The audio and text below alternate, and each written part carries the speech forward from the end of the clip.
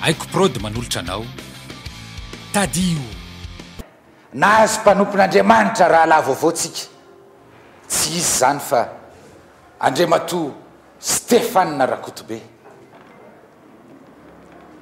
Atsao tsara ny fady ary rehefa miteny hoe aza hoanina ity dia aza hoanina, aza andrahoana ity dia aza mahandro. Ary ny zava-dehibe dia reto andro masina dia masina ireto, ny fisehoana amin'ny ray aman-dreny ary indrindrindrindra ny fanateram-body iombry.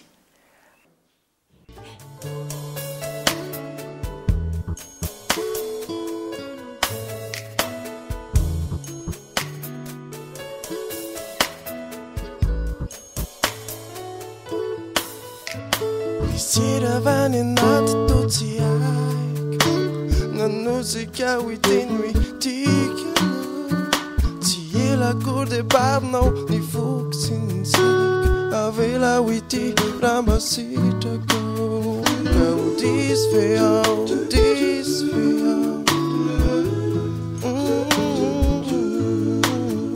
fa ny anaranao vona no tany saika tikanao mandapatapiteny iseravany anaty totsy ay nanosika iteny hoe tikanao tsy ela kory babinao ny foko sy ny saiko avela ho ity raha mba sitraka.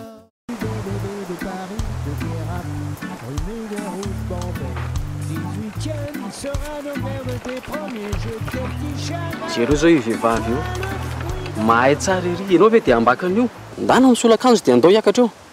Izany tetavinao mihitsyan'olona Ianao ange mianatra e, ny olona rehetra nianatra vao nahay an'io. Tsy maintsy adonana ohatrany tsy misy ninona indray iny. Dia mino ve ianao fa possible izany?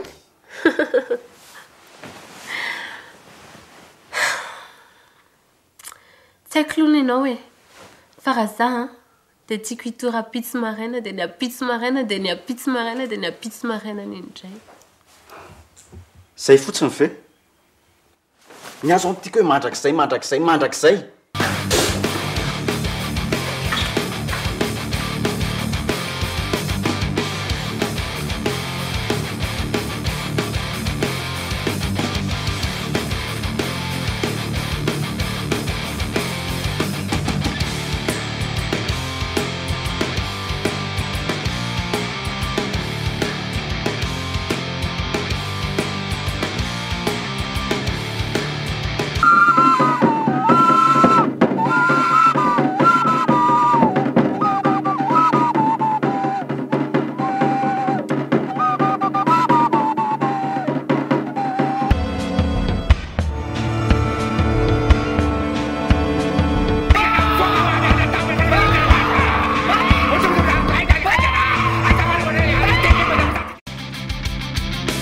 Tadio.